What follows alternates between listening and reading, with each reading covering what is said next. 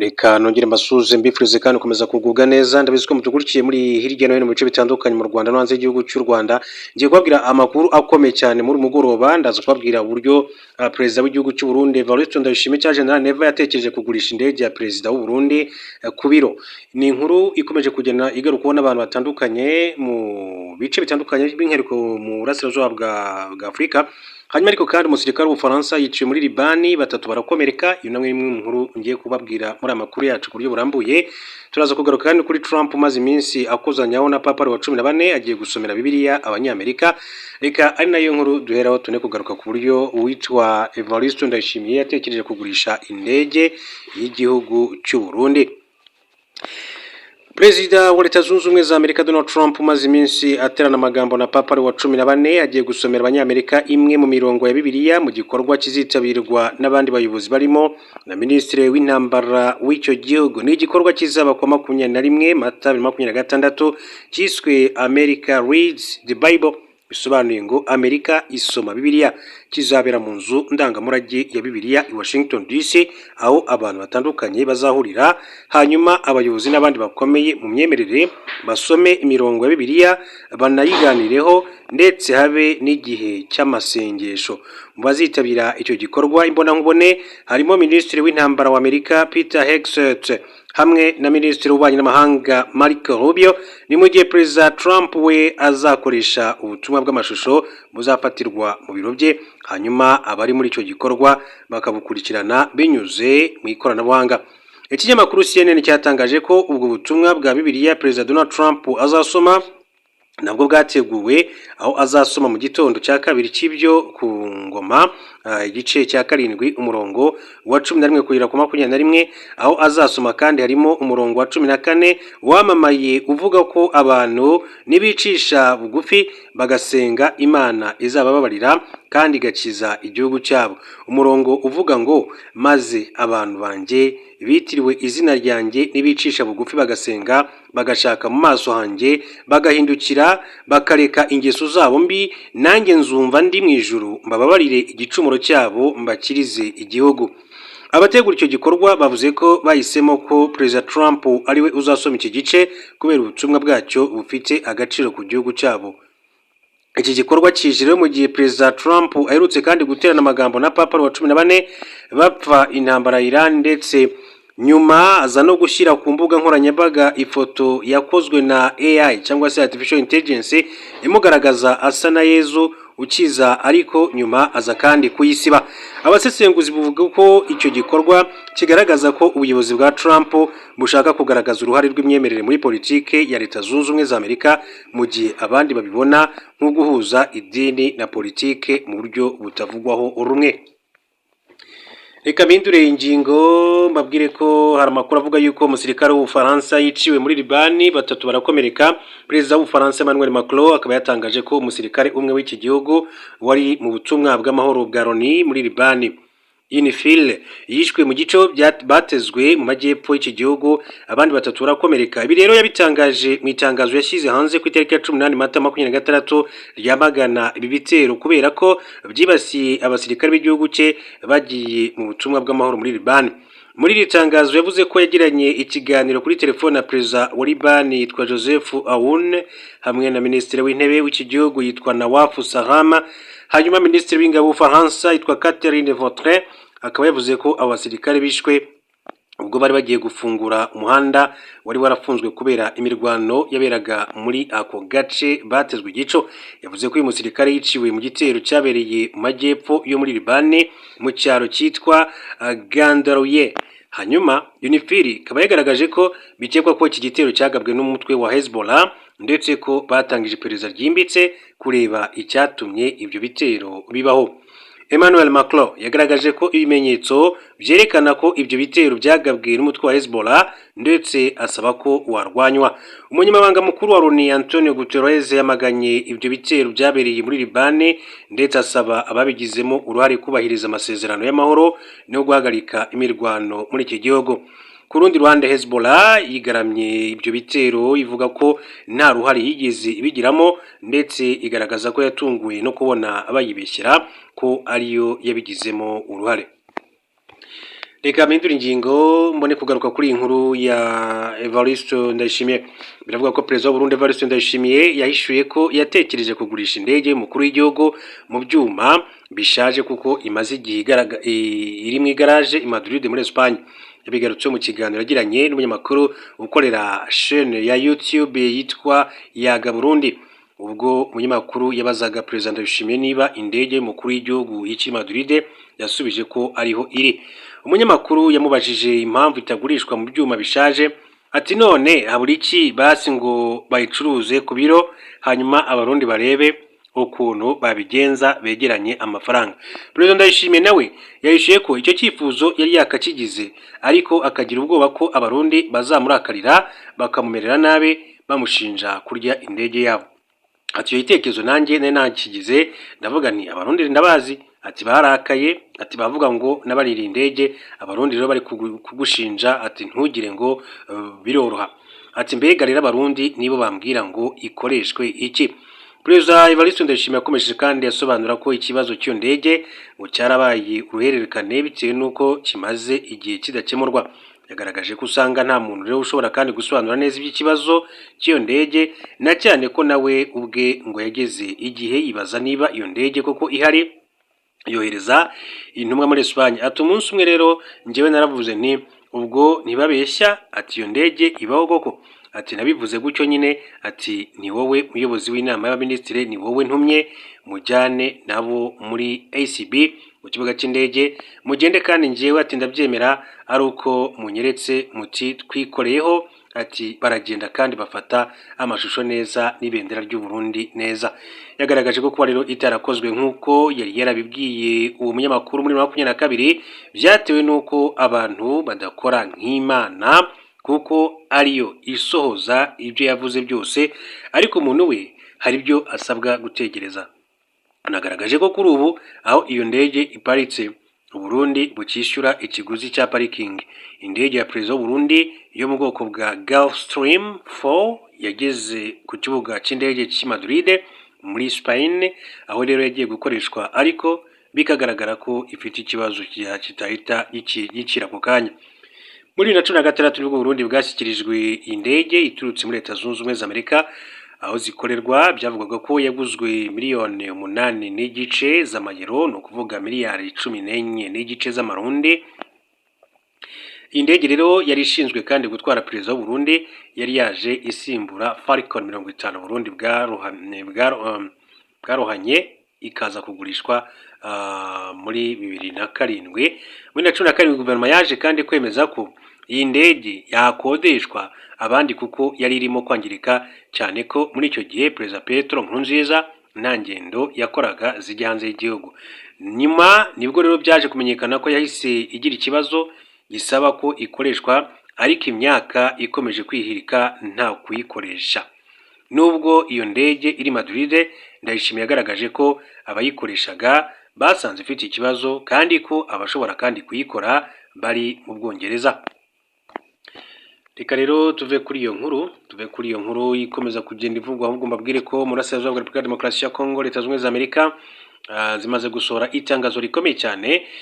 Ni itangazo rigaragaza ko Amerika yishimiye intambwe AFC 23 ndetse na Repubulika ya Demokarasi ya Kongo byateye. Umujyanama wihariye wa perezida wa Leta Zunze Ubumwe za Amerika ushinzwe ubufatanye na Afurika, Masad Boulos, yagaragaje ko igihugu cye cyishimira intambwe yatewe hagati ya Leta ya Repubulika ya Demokarasi ya Kongo n'iro rya AFC 23 igamije rero kurangiza intambara mu burasirazuba bw'icyo gihugu. Yavugaga ku byavuye mu biganiro byahuje AFC 23 na Repubulika ya Demokarasi ya Kongo mu Busuwisi guhera ku itariki ya 13 kugeza ku itariki ya 17 Mata 2026. Bari mu biganiro bikomeye. Masad Boulos akaba yagaragaje ko bishimiye kuba intumwa za Repubulika ya Demokarasi ya Kongo na Alliance Fleuve Congo M23 byagize ibyo bemeranyaho, hagamijwe rero guteza imbere ibikorwa by'ubutabazi, gukurikirana ibahirizwa ry'agahenge ndetse no kurikura imfungwa mu rwego rwo kugabanya amakimbirane mu burasirazuba bwa Kongo. Ibi bikorwa bifatika kandi bishobora gutuma ubutabazi bukenewe bugera ku baturage ndetse bikihutisha amahoro ndetse n'iterambere rirambye mu karere. Yakomeje agira ati birashimishije kubona iyi ntambwe imaze guterwa, kandi dutegereje kubona vuba amasezerano ku zindi ngingo mu gukomeza inzira y'amahoro. Yanashimiye abafite ibikorwa bafashije mu kugera kuri ubwo bwumvikane hagati impande zombi barimo Qatar, Ubusuwisi, Togo, umuryango wa Afurika yunze ubumwe cyangwa se New African ndetse na MONUSCO ndetse n'umuryango w'akarere k'ibiyaga bigari EVGM ndetse na UN OCHA ndetse n'uwitwa Croix Rouge n'abandi benshi bagize uruhare mu gushyigikira ibyo biganiro. Repubulika ya Demokarasi ya Kongo yemereye abahuza hagati yayo n'ihuriro rya FC23 ko itazongera kwica abasivile, amatungo yabo ndetse no kwibasira ibice bikorerwamo bikorwa birimo ubuhinzi. Leta ya Repubulika ya Demokarasi ya Kongo na Alliance Fleuve Congo M23 byemeranyije kandi guhagarika ibitero, guhagarika ibyo kurimbura ndetse no kwangiza n'ibikorwa bigamije kubuza amahwemo abasirikare abasivile plutôt, harimo ibijyanye n'ibiribwa, ibikorwa by'ubuhinzi, ibihingwa biri mu mirima, amatungo, amazi meza, ibikorwa byo kuhira n'ibikorwa remezo birimo iby'itumanaho, serivisi zijyanye n'ingufu, ibitaro n'amashuri. Abahagarariye impande zombi kandi bemeranyije ko ibikorwa by'ubutabazi bitagarukira gusa ku biribwa, imirire, ubuvuzi, amazi, isuku n'isukura naho kuba, ahubwo ko bigomba kujyana no gucungira umutekano wa civil. Muri ibi biganiro byahuje impande zombi, ubutegetsi bwa Repubulika ya Demokarasi ya Kongo n'ihuriro rya Alliance Fleuve Congo M23 byumvikanye kurekura imfungwa zirenga 400 mu minsi 10 iri imbere no kugenzura ibahizwa ry'agahenge mu gihe kitarenze icyumweru. Biteganyijwe ko leta ya Repubulika ya Demokarasi ya Kongo izarekura imfungwa 311 na FC23 iri huriro naryo rikarekura imfungwa zigera kuri 163 za leta. Ibyo bikazakorwa mu rwego rwo kongera icyizere hagati y'impande zombi, no kuvuga leta ya Kongo ndetse n'umutwe wa 23. Reka turebere hamwe n'andi makuru atandukanye akomeje kugenda avamijwe kwica uwitwa Victoria Manase, n'umugore w'imyaka 32 wakoraga mu kigo cy'imari iciritse cyitwa Black. Ibi byabaye rero mu gihe Victoria Manase kandi yari mu kazi ke ko gukusanya amafaranga y'inguzanyo ndetse no kwigisha abakiriya babo imicungire y'imari. Nyuma yo kurangiza akazi ke, Victoria yinjiye mu modoka atazi ko hari abagabo bateguye umugambi wo kumugirira nabi bamukurikiye mu rugendo. Umwe muri bo rero yaramunize, abandi baramwambura amafaranga yari yakusanyije ndetse na telefone. Nyuma yo kumwica, abo bagabo bajugunye umurambo we hafi y'irimbi rya Iskesye bahita bahunga. Mu iperereza ryakozwe hakoreshejwe uburyo bukoreshwa mu gukurikirana ibyaha bikorerwa kuri internet, babasha kandi kubona ahari telefone ye yibwe. Ibi byatumye inzego z'umutekano zibasha kandi kumenya abakekwaho icyaha, maze Mwakimbara nta atabwa muri yombi bwa mbere. Mwibazwa yaje kwemeza ko yakoze icyo cyaha ndetse agaragaza abandi babiri bari kumwe nawe, Mushi na Nturo, bobo bafashwe nyuma bemera uruhare rwabo mu kwica Victoria, nubwo nyuma bavuze ko babihatiwe. Mu mwaka wa 2022 urukiko rukuru rwa Mbeya rwabakatiye igihano cy'urupfu. Abo bagabo bajuririye icyo cyemezo bavuga ko nta batangabuhamya babonye icyaha gikorwa kandi ko ibyo bemeye byaturutse ku gahato. Urukiko rw'ubujurire rwanze rero ubujurire bwabo ruvuga ko ibimenyetso byatanzwe birimo iby'iperereza, ibyabonywe n'abatangabuhamya n'ibindi bimenyetso bifatika bihagije. Urukiko rwemeje ko igihano cy'urupfu bahawe kigumaho. Duhindure ingingo nge mu burasirazuba bwa hagati mabwire ko Iran ntizi igihe izongera guhurira na Amerika mu biganiro. Minisitiri w'ububanyi n'amahanga wungirije wa Iran yitwa Said Khatibzadeh akaba yavuze ko nta tariki iremezwa yo kongera gusubukura ibiganiro by'ubuhuza hagati yayo na Leta Zunze Ubumwe za Amerika mu gihe zimwe mu ngingo z'ibyo baganiriyeho mbere zitaremezwa. Mu cyumweru gishize nibwo intumwa za Amerika n'iza Iran zahuriye mu biganiro byo guhagarika intambara imaze iminsi bihuza, gusa byasojwe nyuma y'amasaha 21 zinaniwe kumvikana ku bijyanye no kuyihagarika. Mu kiganiro agiranye n'itangazamakuru i Antalya muri Turukiya, aho yitabiriye inama ku bya diplomasi, Minisitiri w'ububanyi n'amahanga wungirije wa Iran yavuze ko igihugu cye gikomeje kandi gushyira imbaraga mu gushyiraho umurongo ngenderwaho uzagenga ibiganiro kandi ukazaba uhuriweho na Amerika kugira ngo bitazongera kubaho ntihagire icyo bitanga. Ati ntabwo dushaka kujya mu biganiro cyangwa se inama tuzi ko bidashobora kugira umusaruro bitanga cyangwa se bikaba byateza imidugararo kurushaho. Yakomeje avuga ko igihe impande zombi zitaremeranya ku murongo cyangwa se gahunda izagenga ibi biganiro, badashobora kandi gushyiraho itariki ya nyayo y'ibindi biganiro bizahuza ibihugu byombi. igihe tutarabasha kandi kumvikana kuri uwo murongo uzagenderwaho muri ibi biganiro, ntabwo dushobora kandi kwemeza itariki izaberaho ibindi biganiro byo guhagarika intambara. Hari ibyo mu by'ukuri ati twari twaragezeho ati bifatika, ariko uburyo bwo kwishyira imbere ati ku rundi ruhande byatumye ibyo biganiro nta musaruro ubivamo. Yagaragaje ko Iran itari kwemera amasezerano kubera ibyifuzo Amerika yinjiranye muri ibi biganiro birimo guhagarika gahunda yo gukora intwaro za nucleaire. Ibi biganiro Amerika yabigiyemo ifite ingingo 15, Iran ivuga ko ingingo 2 cyangwa se 3 arizo batigeze bumvikanaho. Mu by'Amerika isaba Iran harimo guhagarika umugambi wo gukora intwaro za nucleaire, gufungura inzira ya Hormuz, guhagarika gutera inkunga imitwe yitwaje intwaro, guhagarika ibitero ku bihugu byo mu burasirazuba bwo hagati n'ibindi. Iran yo isaba Amerika kuyikuriraho ibihano, guhagarika ibitero igabaho, gukura ingabo zayo mu burasirazuba bwo hagati ndetse n'ibindi. Mbere ko tujya kuri Madame Ingabire Victoire Muhoza, reka duce mu gihugu cya Uganda. Abanya-Uganda batangiye guhabwa umuti urinda kwandura agakoko gatera sida ufatwa kabiri mu mwaka. Guverinoma ya Uganda yatangije ku mugaragaro itangwa ry'umuti mushya urinda kwandura agakoko gatera sida witwa Lenacapavir mu rwego rwo kongera ikibatsi mu guhangana n'icyo cyorezo kimaze imyaka myinshi cyane kibasiye abaturage bo mu gihugu cya Uganda. Umuti wa Lenacapavir utangwa buri mezi agera kuri 6 ndetse utanga amahirwe ya 99.9% yo kurinda uwawuhawe kwandura virusi itera sida. Uterwa mu rushinge, aho iyo umaze kugera mu mubiri virusi itera sida igerageje kandi kwinjiramo isanga waremye uturemangingo tuyica vuba ikaba kandi idashobora gukura cyangwa se gukwirakwira mu maraso kuko iba yamaze gupfa.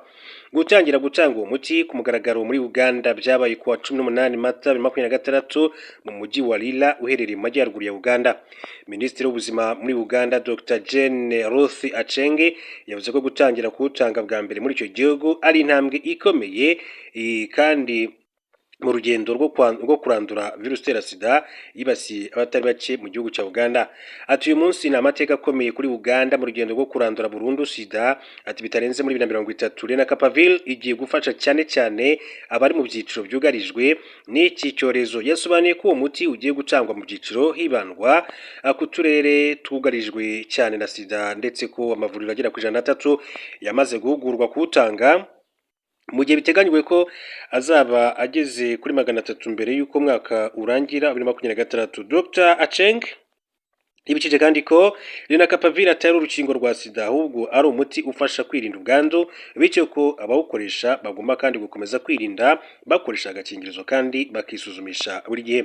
Ati uyu muti rero ati nturinda gutwara inda cyangwa se izindi ndwara zandura mu mibonano mpuzabitsina, niyo mpamvu gukoresha agakingirizo ati bikiri ingenzi. Uganda imaze gutera intambwe ishimishije mu kubungabunga mu kugabanya ubwandu bushya, aho bwavuye ku bantu 96,000 muri 2010 bukagera ku 37,000 muri 2025, ubwo mu rubyiruko ubwandu bukigaragara cyane. Uwo muti uzafasha cyane mu kugera ku bantu benshi, by'umwihariko abari mu byiciro byugarijwe cyane, bigire uruhare mu kugabanya ubwandu bushya bwa sida muri Uganda no mu karere muri rusange. Itangwa ry'uyu muti mushya ni umushinga uriho n'imiryango mpuzamahanga irimo Kigega Global Fund, irimo ishami ry'umuryango w'abibumbye ryita ku buzima OMS ndetse n'abandi bafatanyabikorwa. Leta zunze ubumwe za Amerika n'Ikigega Global Fund gishyira ingufu mu kurwanya sida, igituntu na malaria, bikomeje gushyira ingufu mu gukwirakwiza uyu muti wakozwe n'uruganda rwitwa Gilead ufasha mu kurinda ubwandu bw'agakoko gatera sida, ku buryo nibura waba wamaze kandi kugera ku bantu 3 miliyoni muri 2028 mu gihugu cya Uganda. Ikaze muri aya makuru kuri Madame Ingabire Victoire Umuhoza. Nk'uko nabivuze hejuru, umunyapolitiki utavuga rumwe n'ubutegetsi bw'igihugu cy'u Rwanda, akaba rero Minisitiri w'Ubumwe bw'Abanyarwanda n'inshingano mboneragihugu Dr. Bizimana Jean Damascene yarakebuye abashyigikiye Ingabire Victoire Umuhoza bamufata nk'umunyapolitiki utavuga rumwe n'ubuyobozi bw'u Rwanda, mu gihe ahubwo ati ari ikihebe ati gishaka kugira nabi ubuyobozi bwarwo. N'ubutumwa icyo gihe yagarutseho hari ku munsi wo kuwa 6 tariki 21 Gashyantare 2026 mu butumwa yagejeje ku Banyarwanda bitabiriye ibiganiro byabereye i Paris mu Bufaransa hagamijwe kwimakaza ubumwe n'ubudaheranwa mu Banyarwanda. Igitekerezo cy'inama cyaturutse ku Banyarwanda bo mu mahanga biganirwaho mu nama y'umushyikirano ya 19 yabereye i Kigali ku matariki 23